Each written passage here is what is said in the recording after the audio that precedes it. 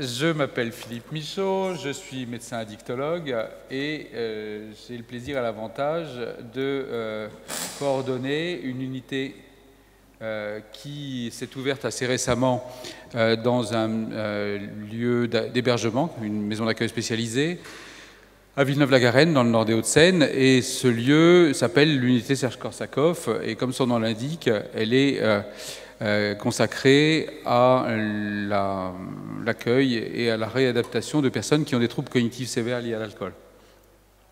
Et comme je vais vous le montrer, alors attendez, voilà, je trouve le... Voilà. Donc comme je vais vous le montrer, la question du tabac n'est pas anecdotique, même si les troubles qui rassemblent les personnes qui y sont hébergées et traitées sont évidemment liés à un autre produit que le tabac.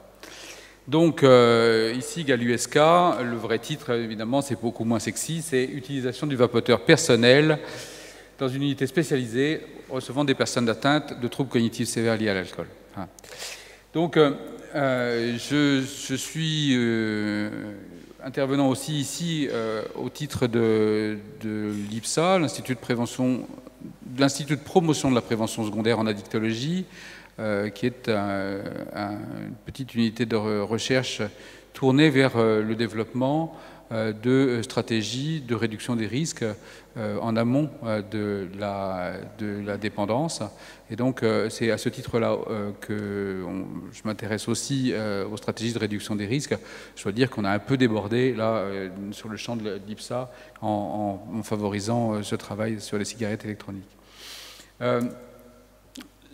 Très rapidement, l'unité, elle accueille 15 personnes. Elle a été ouverte il n'y a pas si longtemps, donc il y a 18 mois. Elle est intégrée dans une maison d'accueil spécialisée, mais elle n'est pas tournée vers l'hébergement, elle est tournée vers la réadaptation. C'est-à-dire que les maisons d'accueil spécialisées, théoriquement, sont des lieux qui deviennent des demeures de substitution pour les personnes qui ne sont pas suffisamment autonomes pour vivre à leur domicile. En l'occurrence, là, dans cette maison d'accueil spécialisée, tout un étage est consacré à une problématique qui ne trouvait pas preneur jusqu'à présent et qui est tournée, étant donné le flux de ces patients, non pas vers un accueil définitif qui les protégerait certes, mais qui ne laisserait pas la place à d'autres, mais dans un projet de réadaptation suffisamment poussé pour que les gens puissent retourner dans un autre lieu de vie, éventuellement leur domicile.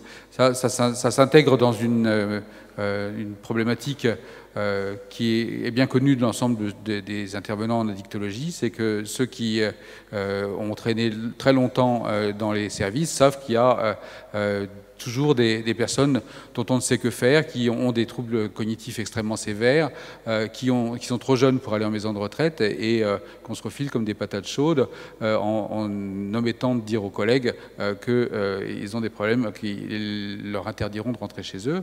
Donc en l'occurrence, on essaie de sortir de cette problématique de la patate chaude en mettant en place des filières. Et les filières, on les fait notamment avec nos partenaires des hôpitaux parisiens, mais aussi avec des SSR, avec des gens qui ont été sensibilisés, qui sont maintenant rassemblés dans un réseau. Ces patients, c'est ça qui fait un peu le point commun, ils ont des troubles de la mémoire extrêmement caractérisés, essentiellement des troubles de la mémoire antérograde, ils ont du mal à fixer de nouveaux souvenirs, ils ont souvent une atteinte aussi de la mémoire rétrograde, ils ont des lacunes plus ou moins étendues dans leur biographie, telles qu'ils peuvent se la raconter et nous la raconter. Mais ils ont donc, en dehors de ces troubles de la mémoire, d'autres troubles qui viennent compliquer un peu la donne, notamment des troubles des fonctions exécutives. C'est-à-dire les fonctions exécutives, c'est tout ce qui, dans le cerveau, permet de s'adapter à la situation nouvelle, de trouver des solutions pratiques immédiates devant un problème pas encore affronté. Et puis, ils ont aussi un certain nombre de troubles somatiques qui sont associés à ces troubles cognitifs, notamment des troubles de l'équilibre, des troubles de la marche, bref, des troubles neurologiques qui sont soit cérébelleux, soit périphériques. En tout cas, tout ça ensemble provoque d'une part des situations de troubles du comportement difficiles à contrôler, et puis aussi des situations de dépendance extrêmement fortes, et ça, plus les troubles de la mémoire, font que ces patients, spontanément, se retrouvent habituellement dans un état de désocialisation totale, par incurie de leur propre part, bien sûr, mais aussi par incurie des services médicaux et sociaux qui, ne sachant pas quoi en faire, habituellement finissent par se débarrasser d'eux, et ils finissent dans la rue dans un pronostic effroyable, puisque quand on rapproche les chiffres d'incidence et les chiffres de prévalence, il y a une espérance de vie qui est d'ordre de 5 ans après le diagnostic. Donc nous, quand on rassemble ces personnes, on va essayer en 8 à 24 mois, on s'est donné une fourchette très large, de faire ce qu'on peut pour les aider à récupérer ce qui peut l'être et à s'adapter aux déficits persistants, de telle façon qu'ils puissent avoir ce que très généralement on appelle de la réhabilitation, au sens réadaptation à des conditions d'existence qui seraient avec un meilleur niveau d'autonomie. Donc objectif retour à la maison, et puis une équipe pour aller à cet objectif-là, qui est essentiellement lié au fait que dans la maison d'accueil spécialisée, on héberge également des personnes qui sont cérébrolésées pour des raisons d'AVC précoce ou de traumatisme crânien de type accident de la route, ce qui fait que l'ensemble des personnels de rééducation qui sont là pour les personnes qui ont des troubles neurologiques liés au trauma peuvent aussi travailler dans le cadre de cette unité. Les patients sont tous, au moment de leur admission, étiquetés syndrome de Korsakoff, c'est-à-dire avec une description clinique qui est classique depuis un siècle, des troubles de la mémoire antérograde, des troubles de la mémoire rétrograde, des confabulations, des fausses reconnaissances. Habituellement, quand ils arrivent, une bonne partie de ce syndrome-là, c'est déjà un peu atténué, avec une amélioration de la mémoire rétrograde, et puis la plupart du temps, la disparition des confabulations, des fausses reconnaissances. Mais ce sont des personnes qui sont très souvent encore dans la nosognosie, c'est-à-dire qui sont inconscients de leurs troubles, ou au moins inconscients de la gravité de leurs troubles. Ils ont tous ces troubles des fonctions exécutives, notamment ce qu'on appelle des troubles frontaux, en particulier des aspects de désinhibition ou de difficulté de contrôler en tout cas leur comportement. Et on a par exemple un exemple assez caractérisé d'une personne qui est kleptomane et qui nous embête beaucoup dans le fonctionnement, enfin qui nous embêtait d'ailleurs parce que ça s'améliore maintenant, mais qui nous a beaucoup embêté parce que notamment pour les cigarettes électroniques, elles disparaissaient régulièrement. Et on les retrouvait quelquefois dans sa chambre, ça c'était l'hypothèse favorable, et quelquefois on les retrouvait jamais. Donc ces troubles-là sont absolument pas des troubles de la personnalité initiaux, c'est lié à la détérioration des fonctions de contrôle fronto-temporaux. La relation à l'alcool, alors ça c'est très variable. Quand ils arrivent, ils ont habituellement une appétence qui est modérée à nulle, mais qui est liée au fait qu'ils ont été pendant très longtemps dans des lieux d'hébergement ou de soins, plus exactement. Ils sortent habituellement d'hôpitaux ou de SSR. Et donc, l'appétence à l'alcool a diminué du fait aussi de la non-exposition à l'alcool. Mais ça, quand même, quelquefois, ça prend la forme d'un arrêt complet des pensées d'alcool, avec une quasi-disparition de l'addiction. Et ce n'est pas tout à fait incompréhensible, puisque l'addiction passe aussi par la mémoire.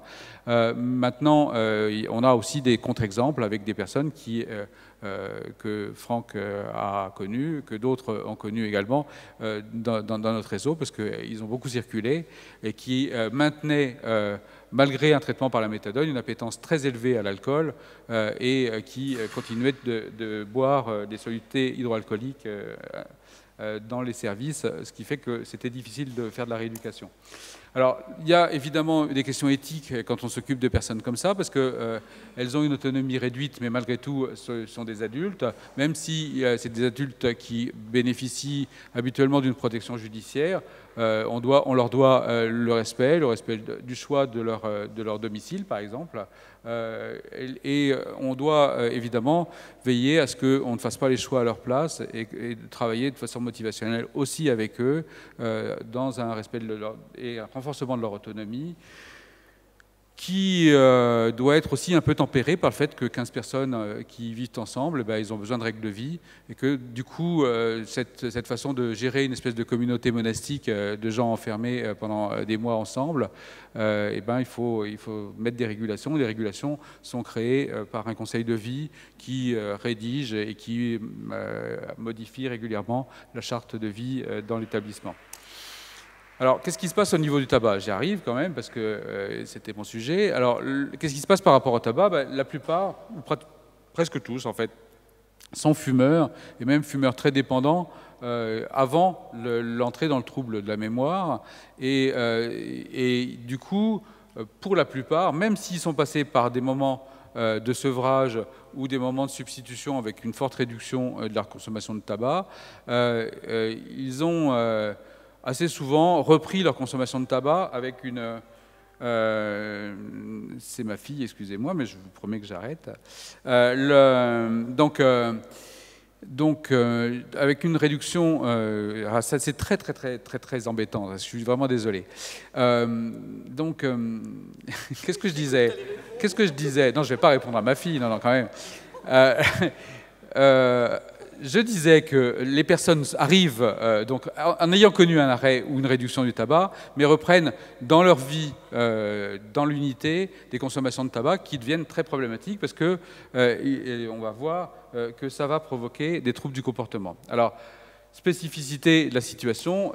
Pour montrer ce qu'est la spécificité de la situation, je vous ai recopié le compte-rendu qu'un des infirmiers a fait des demandes d'une dame, Madame L, qui vient par convention avec nous demander sa cigarette normalement toutes les heures. En fait, si on lui laisse son paquet de cigarettes, en une heure, il est fumé.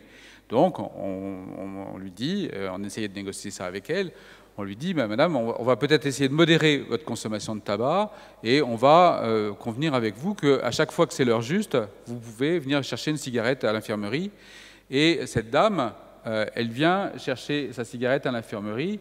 L'infirmier, manifestement, était un peu agacé, comme vous pouvez l'imaginer.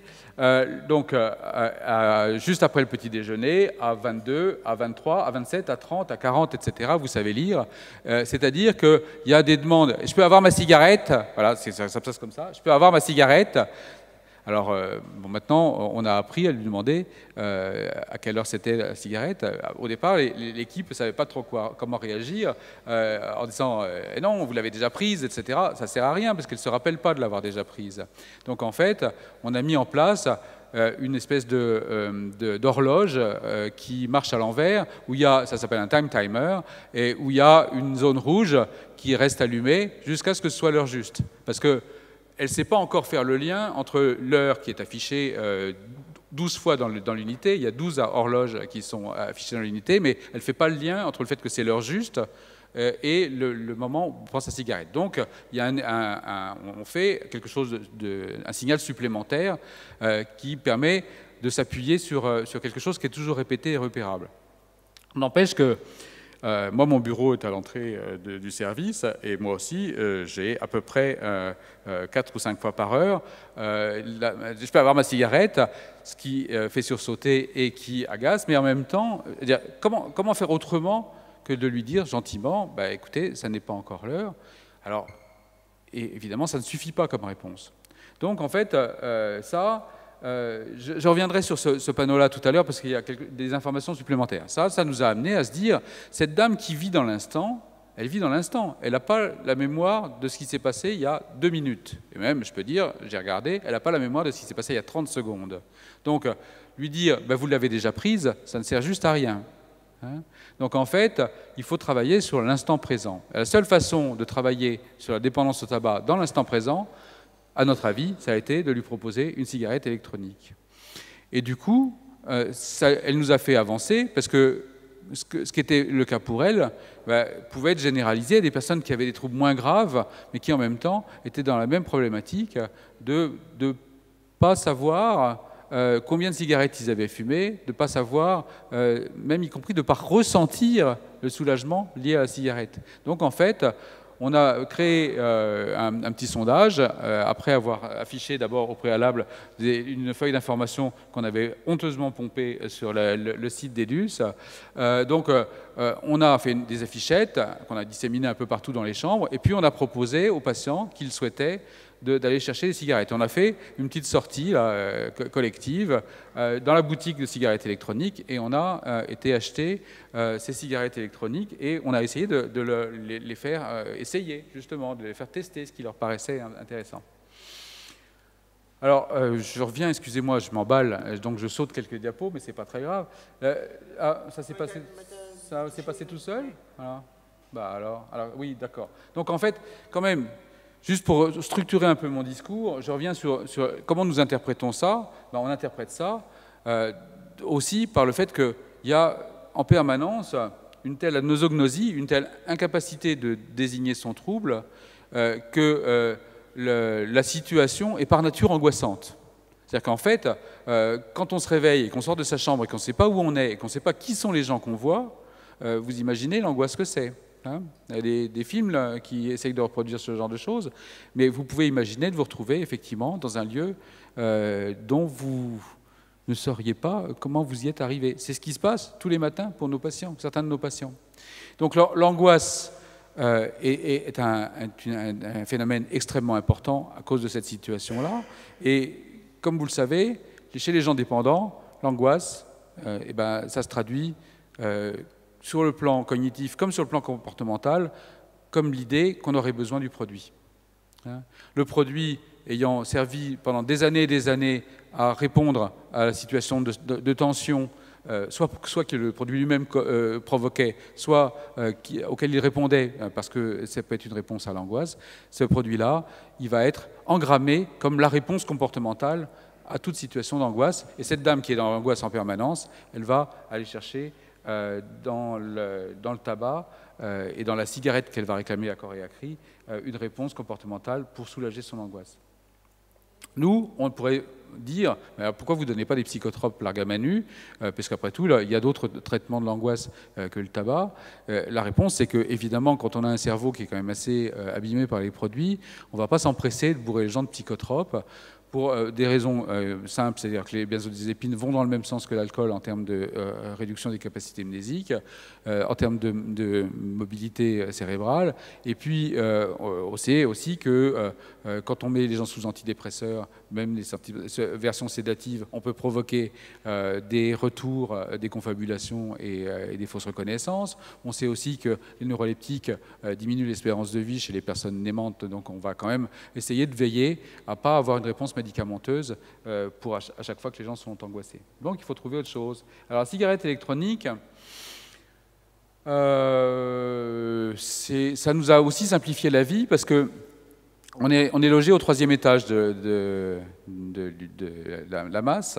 La MAS est logée dans un bâtiment qui a servi transitoirement pour loger un hôpital, donc qui ressemble beaucoup à un hôpital.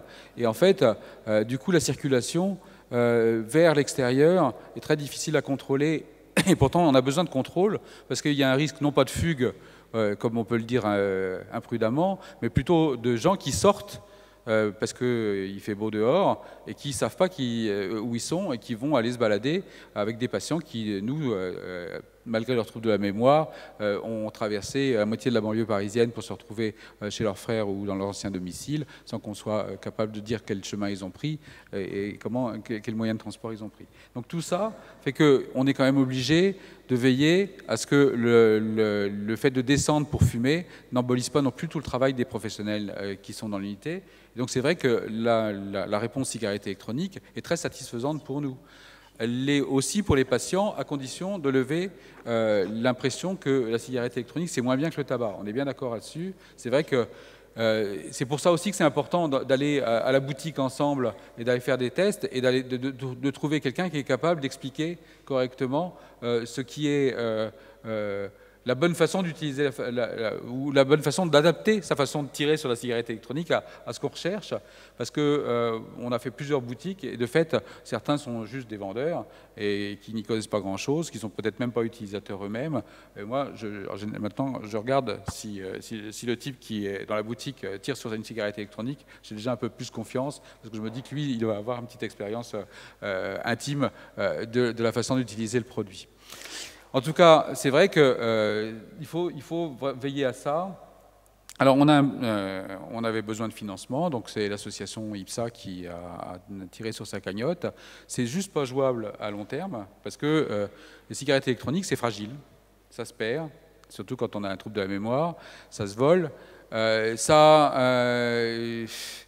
C'est un peu problématique aussi parce que, et ça j'ai entendu une réponse qui me satisfait, il faut les recharger. Or, pour penser à recharger sa cigarette électronique, il faut avoir une capacité d'anticipation que nos patients n'ont pas et que nos équipes n'ont pas encore tout à fait non plus. Donc en fait, tout ça fait qu'il faudrait qu'il y ait une espèce de stock de batteries chargées qu'on puisse échanger pour qu'il n'y ait pas de rupture, parce que toute rupture est angoissante. Hein, bon. Maintenant, quand les gens perdent leur cigarette électronique, quand ils bénéficient, ce qui est maintenant le cas général, d'un curateur et d'une AH, ou enfin d'un minimum de ressources, on demande au curateur de compter ça sur le pécule de la personne, parce qu'on ne peut pas assurer les remplacements. Mais peut-être on pourra faire appel aussi à l'association VAP du Cœur, ça me va bien. Je vous ai déjà dit tout ça. C'est complètement dans le désordre ma présentation. J'en ai parfaitement conscience, hein, mais je cause, hein, je ne sais plus où je suis. Ah, ça, c'est à cause de ma fille. Bon, donc... ah oui, si, quand même, ça c'est important. Tout est de sa faute. Non, tout est de la faute de sa mère, en fait, en réalité. Donc, on a créé... Ça, je suis assez content de ça. On a créé un vapotoir. C'est-à-dire qu'en fait... l'avantage de la cigarette électronique, c'est qu'on n'a pas besoin de descendre au patio, même si les gens préfèrent être au grand air quand il fait beau, mais on n'a pas besoin de descendre au patio pour aller tirer sur la cigarette électronique. On peut faire ça à l'intérieur du lieu fermé, et donc on a fait un vapotoir qu'on essaye de rendre convivial. Voilà, c'est convivial façon hospitalière, hein. C'est pas encore convivial comme j'aimerais être chez moi, mais enfin bon, c'est quand même mieux. Ça, et on peut être à plusieurs à tirer sur la cigarette électronique. Donc on essaie de recréer les rituels en fait de la fume avec la cigarette électronique. On essaye aussi de faire en sorte que les gens la perdent pas trop souvent. Donc on leur a demandé d'avoir ça avec un petit sac pour mettre la cigarette électronique. Ils ont déjà accroché au cou leur clé de chambre, donc on essaye de faire en sorte. Mais ça aussi, c'est pas gagné, parce qu'il faut toujours leur rappeler, mais où elle est votre cigarette électronique? Ah ben, je ne l'ai pas prise, et on va la chercher dans la chambre, si on est content si on la trouve. Enfin, il faut être toujours très vigilant, et ça aussi, c'est une des façons dont on doit travailler, c'est être constamment et sans hésitation dans la répétition, et de façon que le savoir implicite vienne prendre la place du savoir explicite. C'est-à-dire que la mémoire procédurale, ce qu'on peut utiliser de façon automatique, comme par exemple quand vous conduisez votre voiture, vous n'avez pas besoin de vous dire « tiens, je vais changer de vitesse, il va falloir que j'appuie d'abord avec le pied gauche, d'un. » Vous n'avez pas besoin de faire ça, vous le faites de façon automatique. La mémoire procédurale, elle est préservée la plupart du temps dans ce trouble cognitif-là. Et donc on va servir de la répétition pour permettre de certains savoir-faire, certains automatismes de se créer. Alors petite évaluation qualitative, pour l'instant on n'a pas encore pu réaliser une vraie évaluation de la stratégie, mais quand même malgré tout, depuis la première fois que j'ai fait cette présentation, il y a plusieurs personnes qui sont sorties et qui sont retournées à leur domicile. Donc quand même, malgré tout, ça valide le fait que ça sert à quelque chose de passer chez nous. On ne sait pas encore si c'est parce que les gens ne boivent pas pendant qu'ils sont chez nous ou si c'est parce que ce qu'on leur fait est utile. Mais malgré tout, ce qu'on sait, c'est qu'ils vont mieux 24 mois plus tard ou même 18 ou 12 mois plus tard. Donc ça, c'est quand même un gros acquis déjà. Et ils rentrent chez eux. Alors, il y a une personne qui fume pratiquement plus, de façon tout à fait exceptionnelle, qui utilise de façon vraiment préférentielle sa cigarette électronique. Les autres sont un peu entre les deux, mais on voit quand même chez ceux qui ont la cigarette électronique une vraie prise d'habitude, et notamment qui se traduit par le fait que quand elle ne marche plus, ils viennent me voir en disant « ma cigarette ne marche plus ». Mon e-cig ne marche plus. Ça, c'est tout à fait clair que ça veut dire qu'ils ont pris le pli et que ce pli-là, ça leur permet de réduire le risque. Même si, pour l'instant, je ne peux pas mesurer en quelle proportion. Voilà. Bon, voilà. Les limites, c'est quand même que malgré le vapotoir à l'intérieur de l'établissement, quand même, c'est quand même plus agréable d'aller dehors pour s'aérer, et que le rituel qu'on voit dans les grandes entreprises au pied des tours de la Défense, par exemple, pour aller se fumer sa clope et échapper au chef de service, c'est exactement la même chose dans notre unité.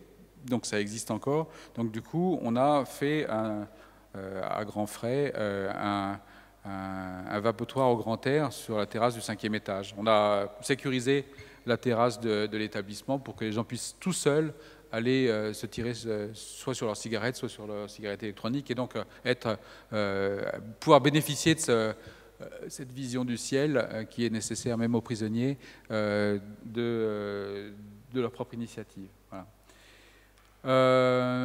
Voilà, bon, je vous ai déjà parlé du vol. Alors c'est vrai que c'est compliqué quand même de chercher tout le temps les cigarettes électroniques, mais comme ça mettait beaucoup de bouillonnement dans la petite communauté, on a pris ça à bras-le-corps et ça a servi en fait à la patiente kleptomane parce qu'on a été obligé de travailler tellement ça avec elle que maintenant le trouble est quasiment disparu. Donc non seulement la dame qui réclame sa cigarette toutes les 3 minutes l'a de façon plus disponible, mais en plus la patiente qui volait, qui mettait de côté, je ne sais pas s'il faut dire ça comme ça. En tout cas, elle a beaucoup réduit ce comportement. Alors, on n'a pas, c'est ballot, hein, mais on n'a pas de financement pour les patchs.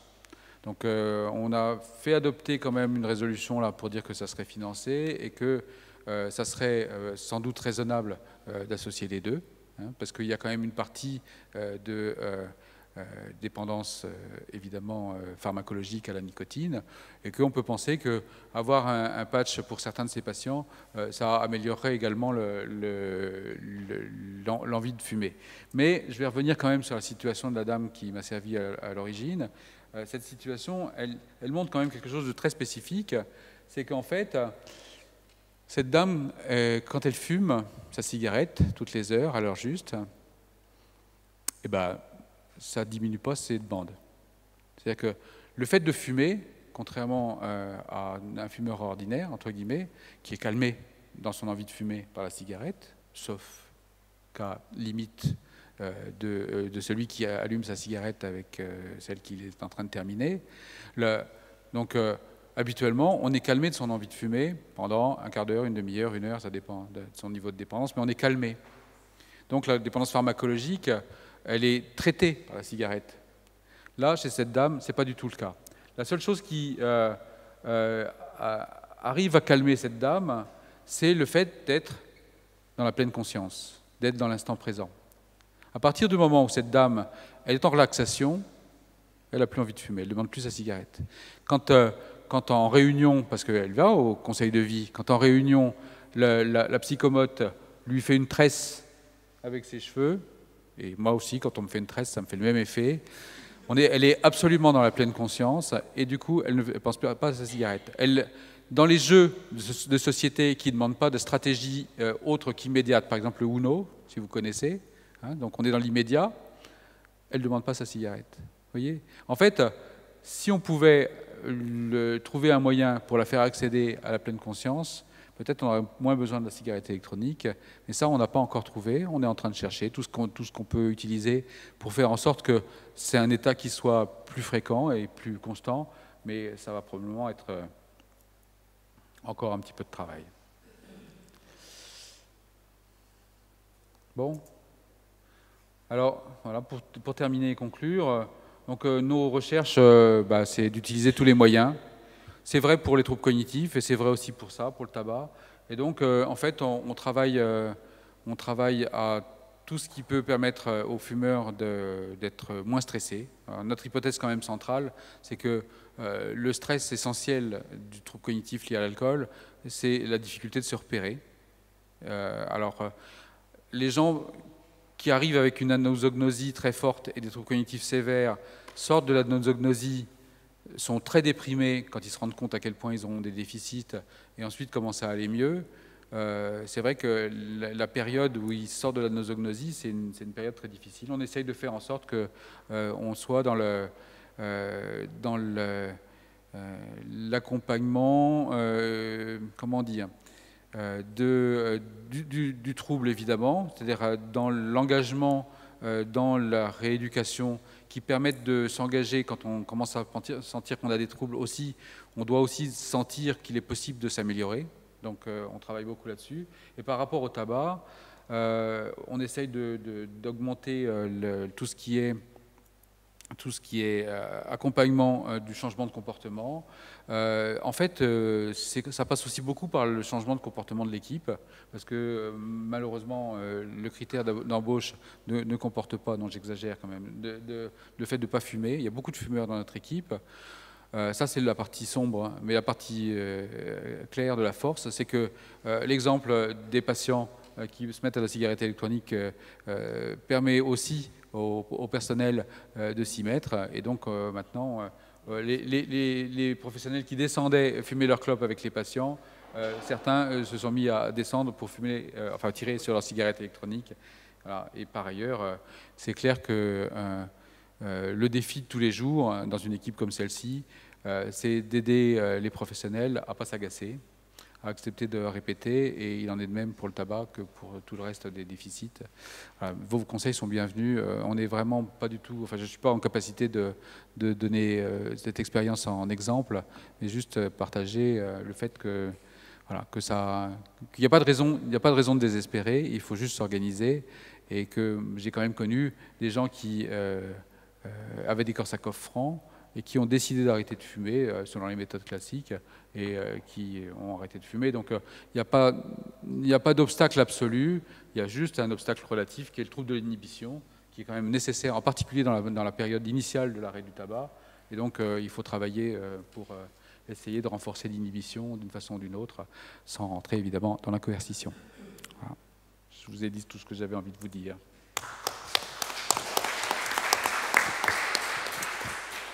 Merci Philippe pour cet exposé dynamique, perturbé par ta fille. Je vais la rappeler. Tu nous passeras le message qu'elle a perturbé cette présentation. Moi j'avais déjà entendu ton expérience là et j'espère que sa poursuite tu pourras nous apporter d'autres informations plus tard sur comment ça avance et de rajouter des patchs par exemple. Là, j'ai appris 2 mots aujourd'hui. Je me dis que le monde du vapotage nous permet d'enrichir notre vocabulaire. Déjà, vapoter, c'est rentré dans le dictionnaire.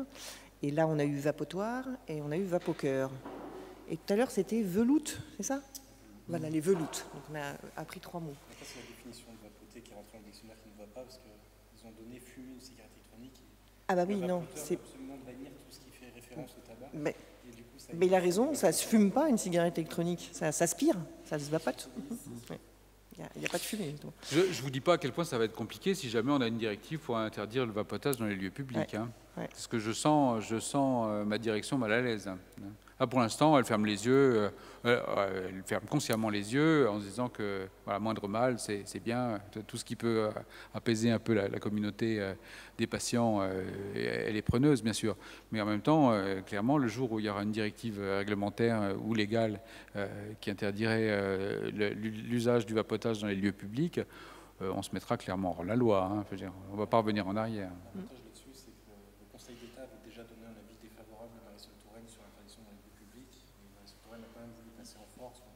On a toujours le recours au Conseil d'État. Oui, on tiendra bon. Sauf qu'il y a beaucoup d'entreprises qui ont anticipé voilà, et qui ont déjà mis dans leur règlement intérieur l'interdiction de vapoter, notamment l'endroit où je travaille, où il est interdit de vapoter à l'intérieur, ce qui m'embête énormément. Avez-vous des questions pour Philippe ou des commentaires sur sa présentation?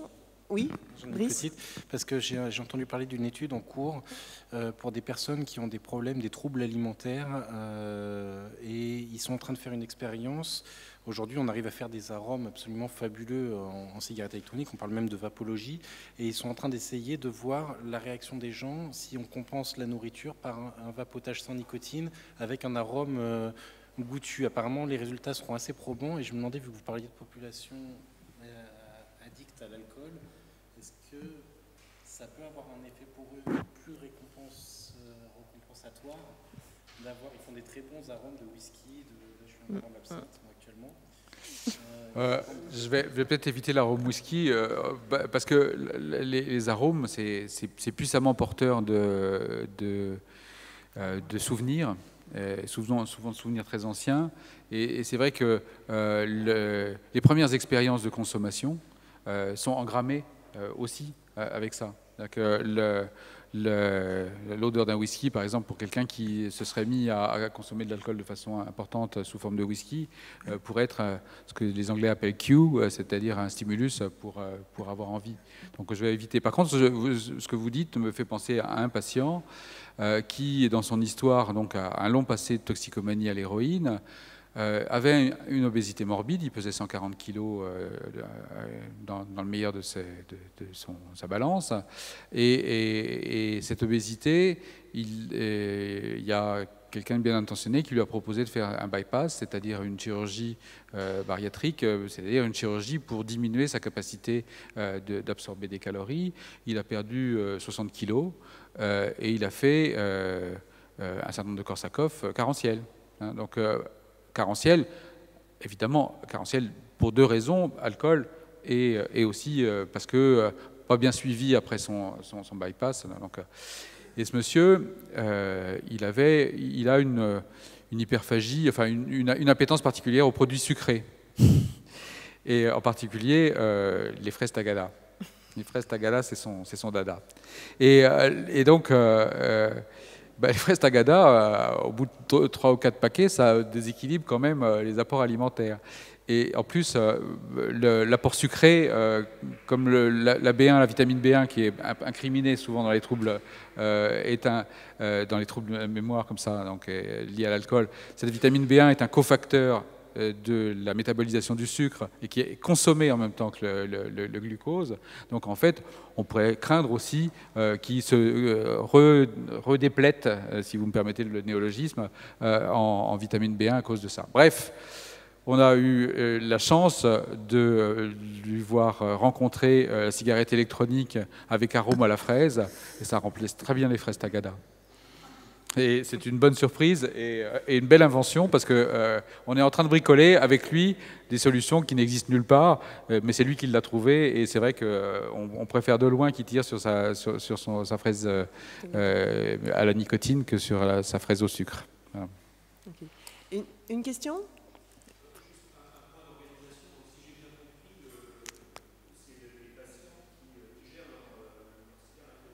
Ah oui, complètement.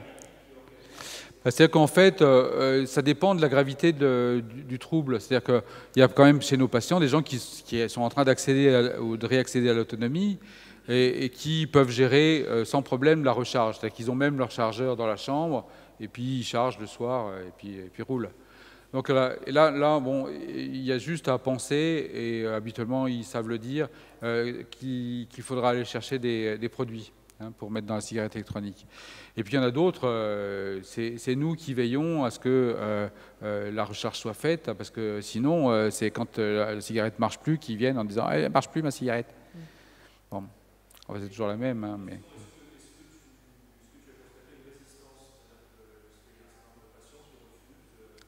Oui.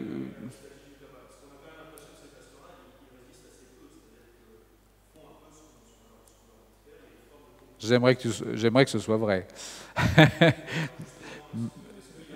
Oui. Alors, bien sûr. Ils disent presque tous, même quand ils fument plus, quand même, c'est pas la même chose qu'une vraie cigarette. Mais pour certains, ils disent ça, et puis ils se contentent très bien de leur cigarette électronique. Et puis pour d'autres, ils ne renoncent pas aux 3-4 cigarettes essentielles qui sont celles que vous connaissez, hein, celles d'après les repas, etc.